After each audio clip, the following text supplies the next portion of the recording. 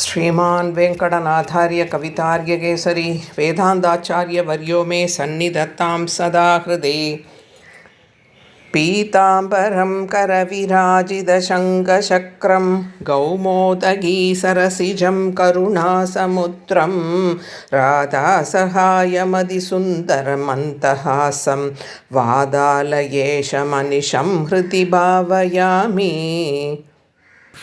मूकं करोति वाचालं पङ्गुं लङ्घयते गिरिं यत्कृपादमहं वन्दे परमानन्दमाधवं। वन्दे नन्दव्रजस्त्रीणां पादरेणुमभीक्ष्णचः यासां हरिगदोद्गीतं पुनादिभुवनत्रयम्। कोमलं कूजयन् वेणुं श्यामलोऽयं कुमारकः वेदवेद्यं परं ब्रह्म भासदां पुरदो मम। यं ब्रह्मा वरुणेन्द्ररुद्रमरुदः स्तुन्वन्ति दिव्यैस्तवैः वेदैः साङ्ख्यपदक्रमोपनिषदैः गायन्ति यं सामकाः ध्यानावस्थिततत्कदेन मनसा पश्यन्ति यं योगिनो यस्यान्तं न विदुः सुरासुरगणाः देवाय तस्मै नमः। कृष्णाय वासुदेवाय देवकीनन्दनाय च नन्दगोपकुमाराय गोविन्दाय नमो नमः। कृष्णाय वासुदेवाय देवकीनन्दनाय च नन्दगोपकुमाराय गोविन्दाय नमो नमः। वन्दे बृन्दावनचरं वल्लवीजनवल्लभं जयन्ती सम्भवं தாம வைஜயந்தி விபூஷணம். பாகவத பக்தர்களுக்கு அடியனுடைய நமஸ்காரம். அடுத்ததாக நாரதர் வியாச பகவான்கிட்ட உமக்கு மனநிறைவு ஏற்பட ஸ்ரீ கிருஷ்ணனை பற்றி பாடும் அப்படின்னு சொன்னார் இல்லையா, அந்த ஸ்ரீ கிருஷ்ணாவதாரத்தை பற்றியும் கிருஷ்ணனோட ஒவ்வொரு பாலச்சேட்டிதங்களையும் ஸ்ரீ கிருஷ்ணன் இந்த பூமியில் எழுந்தருள் இருந்த வரைக்கும் நடந்த ஒன்றையும் விடாமல் பாடுறார் பட்டத்திரிகள். 36 தசகங்களில் பகவானோட அத்தனை அவதாரங்களையும் பாகவத சரிதங்களையும் பாடினவர் 64 தசகங்களில் ஸ்ரீ கிருஷ்ணனை பற்றி மட்டுமே பாடுறார். நாமும் அந்த அனுபவத்தை ஸ்ரீ கிருஷ்ணனோட அனுகிரகத்தினால பெற பிரார்த்திச்சுப்போம். ஸ்ரீ நாராயணியத்தின் முதல் தசகத்தின் முதல் ஸ்லோகத்தை எப்படி சாந்திரானந்தன் ஆரம்பித்தாரோ அதே மாதிரி ஸ்ரீ கிருஷ்ணாவதாரத்தை பாடும்போதும் ஆரம்பிக்கிறார். ஸ்ரீ கிருஷ்ண சரிதம் சொல்கிறவா கேட்குறவா எல்லாரையும் தூய்மைப்படுத்தும். கங்கையில் நீராடின புண்ணியம் கிடைக்கும். சாந்திரானந்ததனோஹரேன்வனுபுரா தைவாசுரே சங்கரே त्वत्कृता अभिकर्मशेषवशतो एतेन यादागतिं देशां भूतलजन्मनां दितिभुवां भारेण दूरार्थिधा भूमिप्रापविरिञ्चमाश्रितपदं ते वै पुरैवागदैः. தரிசிச்சாலே ஆனந்தத்தை தரும் குருவாயூரப்பா, முன்னாடி ஒரு காலத்தில் தேவாசுர சண்டைம்போது உன் கையால் அழிக்கப்பட்டவா மோட்சம் அடைஞ்சுட்டா. அதில் கர்மா மீதி இருக்கிறவாளும் உனக்கு யாராலெல்லாம் காரியம் ஆகணுமோ அவள்லாம் பூமியில் அசுரர்களாக பிறந்தா. ஹாஹா துர்ஜன பூரி பாரமதிதாம் பாதோனிதௌ பாதுகாம் ஏதாம் பாலய ஹந்தமேவ விவசதாம் सम्पृच्छते वाणिमान् इत्यादि प्रसुरप्रलाभविवशाम् आलोक्य धाधामहीं देवानां वदनानि वीक्ष्य परितो दत्यौ भवन्तं हरे.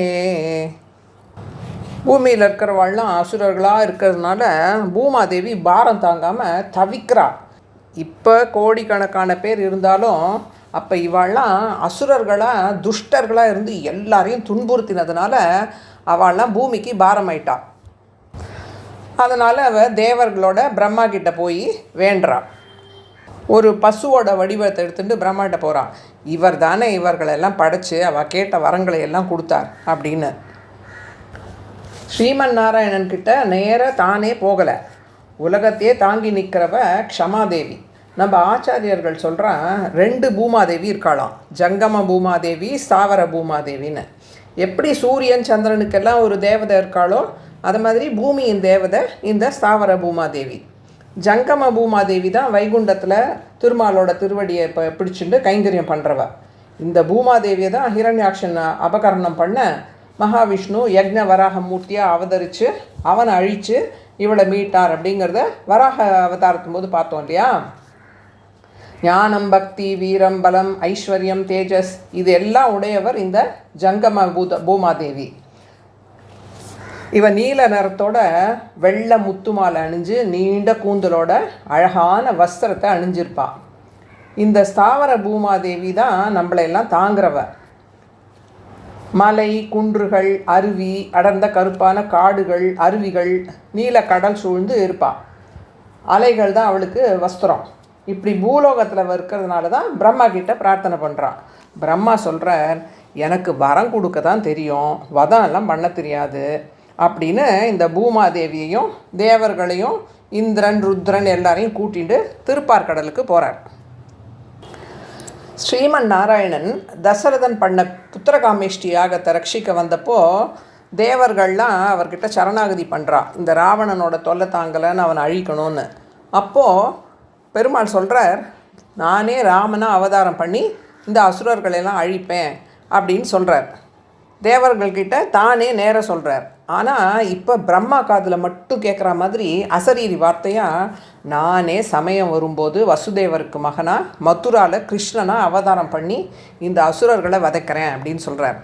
ஆனால் உடனே வதைக்க மாட்டேன், நந்தகோகுலத்தில் போய் 10 வருஷம் இருந்துட்டு அப்புறம்தான் அவனை வதம் பண்ணுவேன் அப்படிங்கிறார். அப்போது தேவதைகளுக்கெல்லாம் ராமாவதாரத்தில் நம்மளையெல்லாம் வானரர்களை பிறக்க சொன்னாரே, அது மாதிரி இப்போது நந்தகோகுலத்தில் வானரமாக பிறக்கலாமா அப்படின்னு கேட்குறா. பகவான் சொல்கிறார், ராமாவதாரத்தும் போது எனக்கு உதவி பண்ணுறதுக்காக நான் உங்களை வானரமாக பிறக்க சொன்னேன். கிருஷ்ணாவதாரத்தும் போது நீங்கள் வானரமாகவே இருக்கணும்னு அவசியம் இல்லை. நான் மதுராவில் பிறந்து கோகுலம் பிருந்தாவனத்தில் வளர்ந்து திரும்ப மதுரா வந்து துவாரகைக்கு வந்து பாண்டவர்களோட கூட இருப்பேன். அதனால் எனக்கு கைங்கரியம் பண்ணணும்னு நினைக்கிறவன் யார் யாருக்கு எந்த ரூபத்தில் பிறக்கணும்னு தோன்றதோ அப்படி பிறக்கலாம் அப்படிங்கிறார். பல பேர் என்ன பண்ணுறா, நந்தகோபரோட பசுமாடாக போயிடுறான். கஷ்யபர் அதிதி, வசுதேவர் தேவகியாவும், அஷ்ட வசுக்களில் ஒருத்தரான துரோணரும். இந்த துரோணர் வந்து மகாபாரத யுத்தத்தில் சண்டை போடுற ஆச்சாரியன் கிடையாது. இந்த துரோணரும் அவர் மனைவி தரையும், நந்தகோபர் யசோதையாவும், இன்னொரு அஷ்ட வசுக்களில் ஒருத்தர் பீஷ்மராவும், இன்னொருத்தர் உத்தவ கீதைக்கு காரணமாக இருக்கிறவர். அப்புறம் யமனின் அம்சமாக தர்மரா, விதுரரா, வாயு பீமனா, இந்திரன் அர்ஜுனனா, சூரியன் கர்ணனா, அஸ்வினி தேவர்கள் நகுல சகாதேவனா, பஞ்ச தேவதைகளில் ஒருத்தியானவர் திரௌபதியா, ஸ்ரீ மகாலட்சுமியை விதர்ப்பதேச மன்னனின் புதல்வியா, ஸ்ரீ ருக்மணி தேவியாவும், பூதேவி சத்யபாமாவா, நீலாதேவி நப்பிண்ணையா, அஷ்டலக்ஷ்மிகளும் பட்ட மகிழ்ச்சிகளாகவும் 16,000 நித்திய சூரிகள் கோபிகைகளாக இவா தான் ராமாவதாரத்தும் போது முனிவர்களாக இருந்தவா. கலிபுருஷன் துரியோதனா, இப்படி எல்லாரும் கிருஷ்ணாவதாரத்துக்காக கீழே வந்து காத்துட்டுருக்கா.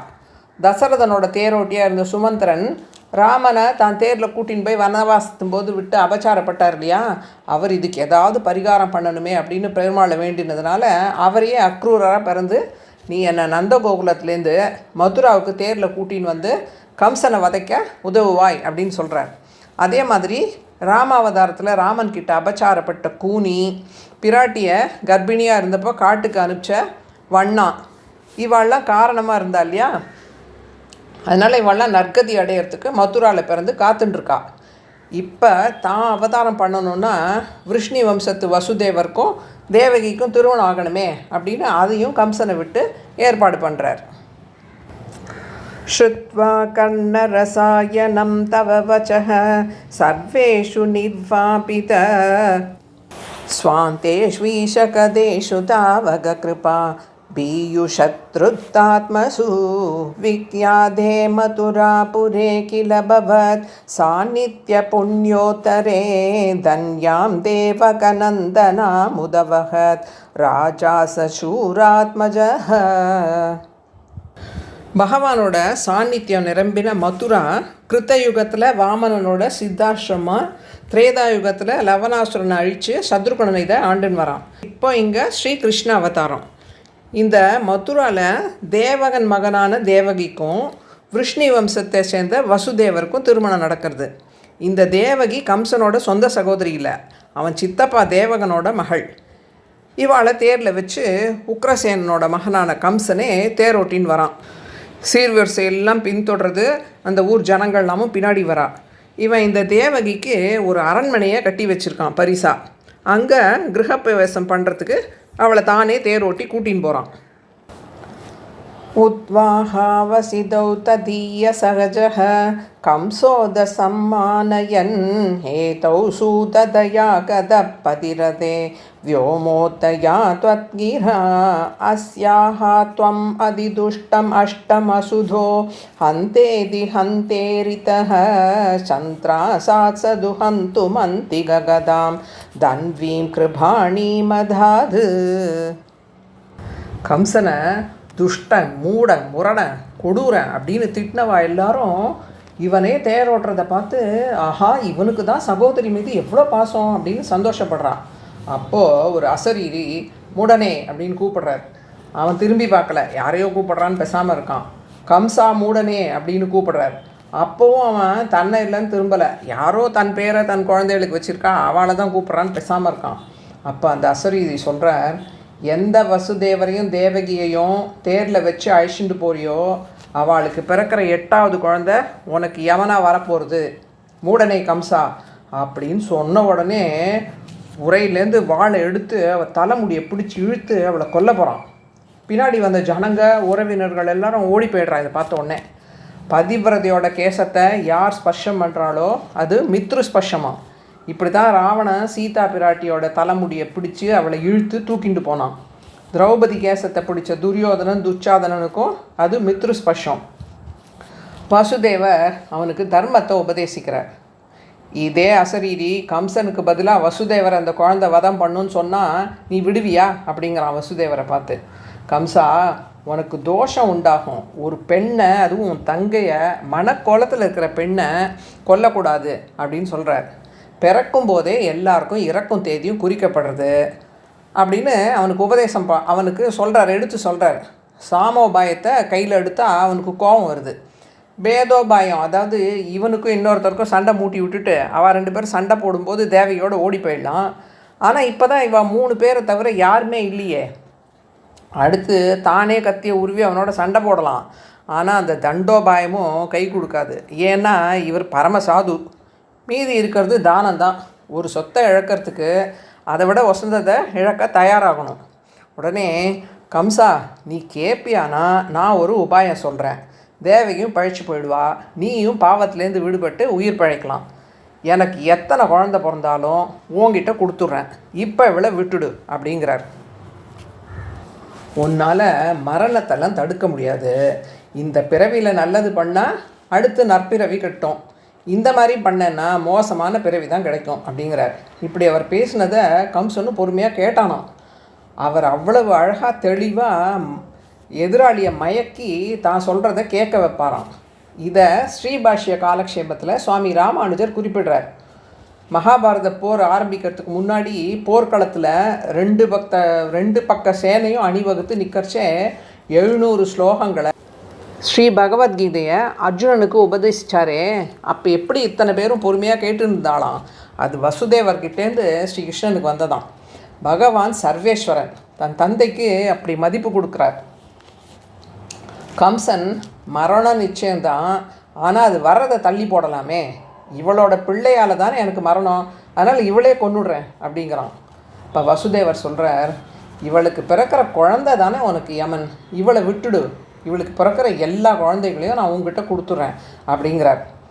இவர் ஏன் இப்படி சொல்கிறாருன்னா, ஒரு வேளை இவளுக்கு குழந்தையே பிறக்காமல் போகலாம், இல்லை 8வது குழந்தை பிறக்கிறதுக்கு முன்னாடி கம்சனே இறந்து போயிடலாம், இல்லை இவன் அந்த குழந்தைய கொல்றதுக்கு முன்னாடி அதுவே அவனை கொன்னுடலாம், இல்லை அந்த குழந்தையோட தலைவிதி அப்படி இருந்ததுன்னா என்ன செய்ய முடியும் அப்படின்னு தான் இப்படி சொல்கிறார். இப்போதைக்கு தேவகியை காப்போம் அப்படின்னு நினச்சிக்கிறார். அப்போ இவன் சொல்கிறான், 2 பேரையும் பிரித்து வச்சுருந்தா குழந்தையே பிறக்காதே, அப்போ ஏன் 2 பேரையும் ஒன்றா இருக்க விடுறான் அப்படின்ன உடனே ஆச்சாரியர்கள் அதுக்கு பதில் சொல்கிறான். ஏன்னா இவன் என்ன நினச்சான்னா, பிறக்கிற குழந்தைக்கு என்னை கொல்கிற அளவுக்கு எங்கே பலம் இருக்க போகிறது, நம்ம அதை கொன்னுட்டா அப்போ நமக்கு மரணமே கிடையாதே அப்படின்னு தான் இப்படி பண்ணானான்.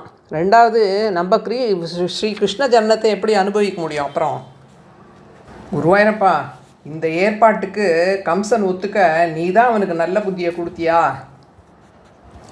கம்சனும் வசுதேவர் சத்தியசீலன், சொன்ன வாக்கு தவற மாட்டார் அப்படின்னு நீ சொல்கிறது சரிதான், நான் இவளை கொல்லலை, ஆனால் உங்களை உங்கள் கிரகத்துக்கு அனுப்ப மாட்டேன், காராகிரகத்துக்கு தான் அனுப்புவேன் அப்படின்னு சொல்கிறான். வசுதேவரும் இப்போ இவங்கிட்டேருந்து தேவகியை காப்பாற்றினா போதும்னு சரின்னு சொல்கிறார். குருவாயிரப்பா, அந்த மூடன் மனசில் பூந்து நீ தான் தேவகியை அவன் கொல்லாமல் பண்ணினியா அப்படின்னு கேட்குறார் பட்டத்திரிகள். தாபத்வன்மனசைவ நாரதமுனிः प्रोचे स भोजेश्वरं यूयं नन्वसुराः सुराचयतवो जानासि किं न प्रभो मायावी सहरिर्भवत्वदकृदे पावीसुरप्रार्थनात् इत्याकन्ययतु न तु नतसौ सौरे च सूनूनहन्. முதல் குழந்தை பிறந்த உடனே இறக்க போகும் குழந்தைன்னு தெரிஞ்சே ஜாதகர்மா நாமகர்மாவை வசுதேவரே பண்ணி வச்சுட்டு அந்த குழந்தைய கொண்டு கம்சன்கிட்ட கொடுக்குறார். ஜாதகர்மாவை ஏன் பிறந்த உடனே பண்ணணும்னா அதில் ஒரு மந்திரம் வருது, இப்போ நீ உன் தாயிடம் அருந்த போகும் தாய்ப்பால் உனக்கு உடல் ஆரோக்கியத்தை தரட்டும் அப்படின்னு. ஆனால் இப்போ நம்ம ஜாதகர்மாவை திருமணத்துக்கு முன்னாடி பண்ணுறோம். கம்சன்கிட்ட கொண்டு குழந்தைய கொடுத்த உடனே அவன் இவரோட செய்கையை பாராட்டி, தேவகிக்கு பிறக்க போகிற 8வது குழந்தை தானே எனக்கு யமன், இந்த குழந்தைய நீரே எடுத்துப்போம் அப்படிங்கிறான். ஆனால் வசுதேவருக்கு சந்தோஷம் வரலையாம். ஏன்னா இவன் ஒரு மூடன், இவன் மனசு எப்போ எப்படி மாறும்னு தெரியாது, திடீர்னு கொன்னாலும் கொன்னுடுவான் அப்படின்னு எடுத்துன்னு போகிறார் குழந்தைய. அப்போ நாரதர் எதிர்க்க வரார். பார்த்தார் வசுதேவர், நாரதர் வந்துட்டாருன்னு சொல்லிட்டு வசுதேவர் ஓரமாக காத்துட்டுருக்கார் குழந்தையோட. நாரதர் நேராக கம்சன்கிட்ட போய், ஏ கம்சா, இப்படி முட்டாளாக இருக்கியே, இந்த வசுதேவர், தேவகி, நந்தகோபர், யசோதை இவா எல்லாரும் தேவர்களோட அம்சம், உன் உறவினர்கள் எல்லாம் அசுரர்கள், உன்னோட பரம எதிரியான வசுதேவர்கிட்ட குழந்தைய திருப்பி கொடுத்துட்டியே, இந்த குழந்தை எல்லாம் வளர்ந்ததுன்னு வச்சுக்கோ, எல்லாம் ஒரே மாதிரி இருக்கும், 6வது குழந்தை 8வது குழந்தைன்னு சொன்னால் உனக்கு எப்படி அது இது 8வது குழந்தைன்னு தெரியும்? அசரீரி முதல் குழந்தையிலேருந்து 8வதுன்னு சொல்லித்தா, 8வதுலேருந்து எண்ணினா 1வது குழந்தை 8வதாக வருமே, அதை சொல்லித்தா, இப்படி ஏமாந்துட்டியே அப்படிங்கிறார். அடுத்து 8வது குழந்தையா ஸ்ரீமன் நாராயணனே திருவதாரம் பண்ண போகிறார். பஞ்சபூதங்கள், 4 வேதங்கள், சிருஷ்டி, மும்மூர்த்திகளில் ஒருத்தர், வித்யா அவித்யான்னு 2 மாயைக்கு அதிபதி, ஏக பர பிரம்மஸ்வரூபம் பெருமாள் மாமாயன். நாளைக்கு 8 குழந்தையும் பிறந்தா எல்லாரும் ஒரே மாதிரி இருப்பா, எது முதல் எது 8வதுன்னு தெரியாது, 1 8ஆ மாற்றுவார், 8 1ஆ மாற்றுவார் அப்படிங்கிறார் நாரதர்.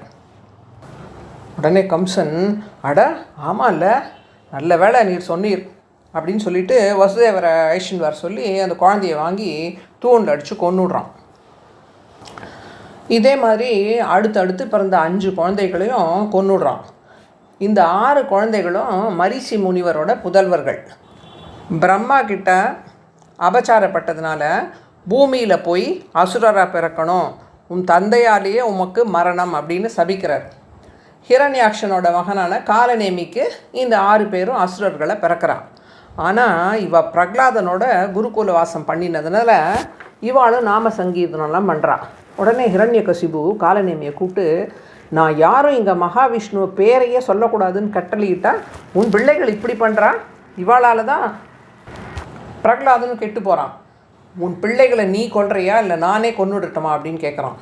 அப்போ காலநேமி நானே கொன்னுடுறேன் அப்படின்னு சொல்லிட்டு கூட்டின்னு போகிறான். ஆனால் அவனுக்கு அந்த பசங்களை கொல்றதுக்கு மனசு வரல, இவாளை பாதாள லோகத்துக்கு அனுப்பிடுறான். ஆனால் இவாளுக்கு தந்தை கையால் மரணம்னு ஒரு கர்மா இருக்கே, அதனால தான் இப்போ கம்சனாக இருக்கிற காலநேமி கையால் இவாளுக்கு மரணம். பிரகலாதனோட தொடர்பு இருந்து நாராயண நாமத்தை ஜபிச்சதுனால இந்த 6 பேரும் மோட்சத்துக்கு போயிடுறான். வசுதேவரோட பிள்ளைகளை கொல்றதா நினச்சி தன்னோட முற்பிறவியில் தன் பிள்ளைகளாக இருந்தவாளையே கம்சன் கொன்னுடுறான். இப்படி 6 குழந்தைகளையும் கம்சன் கொன்ன உடனே பெருமாள் ஆதிசேஷனை கூப்பிட்டு, நீ போய் தேவகியோட கர்ப்பத்தில் கொஞ்ச நாள் இரு, அப்புறம் அங்கேருந்து வசுதேவரோட இன்னொரு மனைவியான ரோஹிணியின் வயிற்றில் போய் இருந்து பலராமனா அவதாரம் பண்ணு அப்படிங்கிறார். பிராப்தே சப்தமகர்ப்பதாமஹி பதௌ त्वत्प्रेरणान् मायया नीते माधवरोहिणी तमभिभोः सच्चित्सुगैकात्मगः देवक्या जठरं विवेशितविभो संस्तूयमानः सुरैः सत्वं कृष्णविदूयरो कपटलीं भक्तिं परां देहि मे.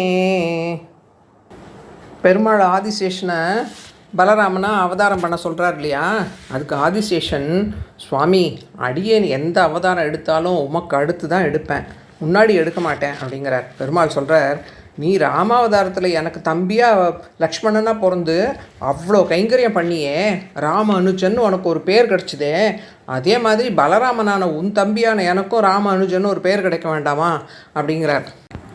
இப்போது தேவகி 7வது குழந்தைய கர்ப்பம் தரிக்கிறான். பெருமாளோட சக்தியை கொண்டு ஆதிசேஷன் 7வது கர்ப்பத்தில் நுழையிறார். யோகமாயாவை கூப்பிட்டு பெருமாள் தேவகியோட 7வது கர்ப்பத்தில் இருக்கிற ஆதிசேஷனின் அம்சமான குழந்தைய வசுதேவரோட இன்னொரு மனைவியான நந்த கோகுலத்தில் இருக்கிற ரோகிணியோட கர்ப்பத்தில் சேர்க்க சொல்கிறார். இவ அப்பப்போ சிறைச்சாலைக்கு வந்து வசுதேவரை பார்த்துட்டு போவாள். இதை செஞ்ச உடனே 8வது கர்ப்பத்தில் நானே வந்து அவதரிக்க போகிறேன், அப்போ நீயும் யசோதையின் மகளாக பிறக்கணும் அப்படின்னு சொல்கிறார். உனக்கு அம்பிகை நாராயணின்னு பல பெயர்கள் உண்டாகி நீ உன் அடியார்களால் வணங்கப்படுவாய் அப்படின்னு ஆசீர்வதிக்கிறார்.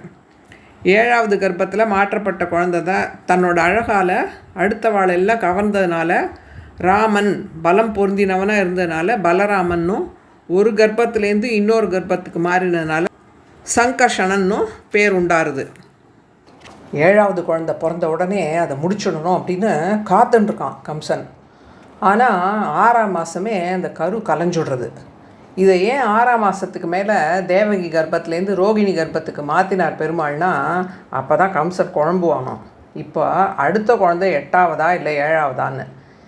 இதை இப்போ பாதியில் கலைஞ்சதுனால கம்சனுக்கு இப்போ சந்தேகம் வருது. அப்போ அங்கே இருந்த மருத்துவர்கள்லாம் சொல்கிறா, எப்போ ஒரு குழந்தை கர்ப்பத்தில் உதிச்சுதோ அப்போவே அது 7ஆவது தான் இந்த கர்ப்பம் கலைஞ்சாலும், அதனால் அடுத்து பிறக்கிறது தான் 8ஆவதுன்னு சொல்கிறான்.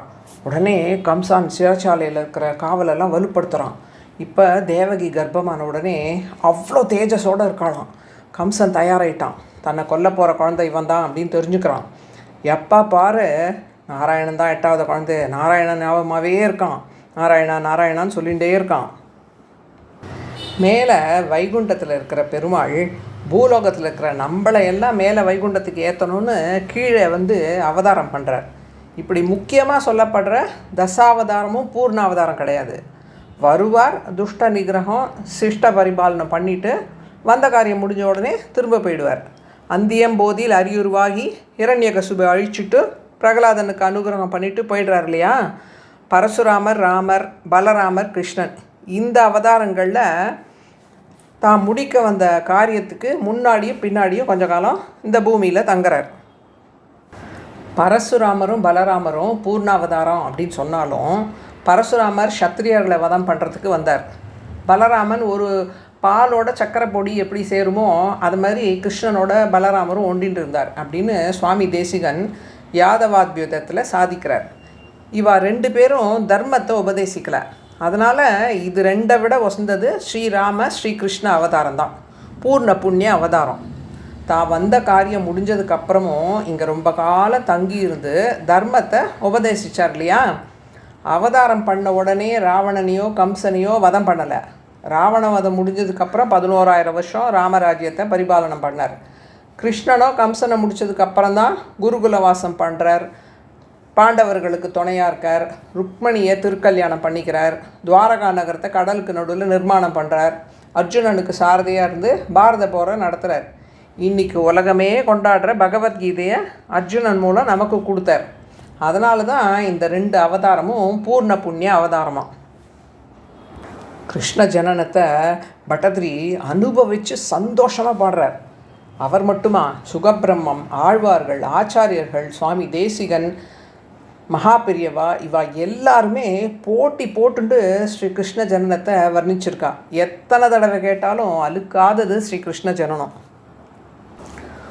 குருவாயூரப்பனே, கிருஷ்ண ஜனனம் எடுக்க தேவகி கர்ப்பத்தில் பிரவேசிச்சியா அப்படிங்கிறார்.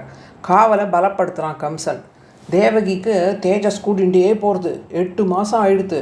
கர்ப்பவாசம் 10 மாதம்தான்னாலும் ராமாவதாரத்தில் 12 மாதம் கர்ப்பவாசம் இருந்தார் இல்லையா? அதனால் இப்போ 2 மாதம் முன்னாடியே அவதாரம் பண்ணணும்னு முடிவு பண்ணுறார். எழுந்து உட்காண்டார். நம்ம இப்போ பிறந்த உடனேயே கோகுலத்துக்கு கொண்டு விட்டுடுன்னு சொல்ல போகிறோம். தாயார் மனசு எவ்வளோ கஷ்டப்படும். குழந்தைக்கு ஒரு வஸ்திரமோ ஒரு நகையோ கூட போட்டு அழகு பார்க்க முடியலேன்னு. தேவகி வருத்தப்பட்டதை ஆழ்வார் தான் பாடிட்டாரே, தெய்வமங்கை யசோதை பெற்ற பேரை நான் பெறலைன்னு. உடனே முடிவு பண்ணுறார். தன்னோட பஞ்ச ஆயுதங்களையும் கீழே வரவழைச்சு சர்வ ஆபரணங்களோட திரு அவதாரம் பண்ணணும்னு உடனே பஞ்ச ஆயுதங்களுக்கும் கட்டளையிடுறார். அத்தனை பேரும் தேவகியின் கர்ப்பத்துக்குள்ளே புகுந்து உங்கள் இடத்துல வந்து அமர்ந்துடணும் அப்படின்னு. சங்கு சக்கரம் நம்ம இவ்வளோ பெருசாக இருக்கும், சுவாமியோ சின்ன உருவத்தில் இருக்கார், இது எப்படி சாத்தியம் அப்படின்னு கதையை அனுப்புறது. போய் பெருமாள்கிட்ட கேட்டுண்டு வான்னு. கதை வந்து பெருமாள்கிட்ட கேட்ட உடனே என்னை தியானம் பண்ணுங்கோ அப்படின்னு சொல்கிறார். என் அளவுக்கு ஏத்தாப்பில் மாறலாங்கிறார். உடனே பஞ்ச ஆயுதங்களும் அவரை தியானம் பண்ண குட்டி குட்டியாக மாறி அவர்கிட்ட வந்துடுத்து. 36 முழம் பீதாம்பரம் வைகுண்டத்தில் உடுத்திப்பார். அந்த மஞ்சள் பட்டும் சின்னதாகி இவர்கிட்ட வந்து இவர் அதை உடுத்திக்கிறார். திரு அவதாரம் பண்ணுறதுக்கு தயாராகிட்டார். தேவதைகள் எல்லாம் வந்துடுறா. இரவியர் மணிநடும் தேரோடும் இவரோ, இறைவர் 11 விடையரும் இவரோ, மருவிய மயிலினன் அருமுகன் இவனோ, மருதரும் வசுக்களும் வந்து வந்தீண்டி புறவியோடு ஆடலும் பாடலும் தேரும், குமரதண்டம் புகுந்தீண்டிய வெள்ளம், அந்தரத்தமரர்கள் கூட்டங்கள் இவையோ, அருந்தவ முனிவரும் மருதரும் இவரோ, இந்திரன் ஆணையும் தானும் வந்திவனோ, எம்பெருமான் உன் கோயிலின் வாசல், சுந்தரர் நெருக்கவிச் சாதரர் நூக்க இயக்கரும் மயங்கினர் அப்படின்னு தேவர்கள் எல்லாம் வந்து நின்றுட்டா வானத்தில் ஸ்ரீ கிருஷ்ணா ஜனனத்தை பார்க்கறதுக்கு. தாமரைகள்லாம் பெருமாள்கிட்ட வேண்டதான். பெருமாளே, உன் நியமனப்படி நாங்கள் பகலில் சூரியன் வந்தால் தான் மலரணும். ஆனால் நாளைக்கு சூரியோதயம் ஆகிறதுக்குள்ளே நீ கிளம்பி போயிடுவ. நாங்கள் எப்படி இத்தனை பேர் சேவிக்கிற பாலகிருஷ்ணனை, கிருஷ்ண ஜனனத்தை சேவிப்போம்? அதனால் இன்றைக்கி ஒரு நாள் நாங்கள் ராத்திரியே மலர்றதுக்கு அனுகிரகிக்கணும் அப்படிங்கிறதான். கைவண்ணம் தாமரை வாய்க்கமலம் கண்ணினையும் அரவிந்தம் அடியும் அக்தே அப்படின்னு பங்கஜலோச்சனனா அரவிந்தலோச்சனனா எங்களையும் உன்னோட சேர்த்து தானே பாடுறா. அதனால் நாங்களும் வந்து உம்மை தரிசிக்கணும் அப்படின்னு வேண்டான். கருணாமூர்த்தியான பெருமாள் தாமரைகள் அந்த ராத்திரியில் மலர பண்ணுறார். வஸ்திரமும் சாத்திண்டாச்சு. குருவாயூரப்பா, அதனால தான் நீ இன்றைக்கும் வாகசாத்தை களைஞ்சி நிர்மாலயத்தில் சேவிக்கரிச்சே வாமன அவதாரத்தும் போது உன் தாய் கொடுத்த சிகப்பு கௌபீனத்தை ஞாபகம் வச்சுட்டு உடுத்திக்கிறியே. பாலாபிஷேகம் முடிஞ்ச உடனே மஞ்ச வஸ்திரம் உடுத்திக்கிறியே. நீ அவதரித்தப்போ தேவகிக்கு காட்சி கொடுத்தாப்புல அப்படிங்கிறார். நாமும் கிருஷ்ண ஜனனத்தை தரிசிக்கிறதுக்கு காத்துட்ருப்போம். கவிதார்கிய சிம்ஹாய கல்யாண குணசாலினே ஸ்ரீமதே வெங்கடேசாய வேதாந்த குரவே நமக.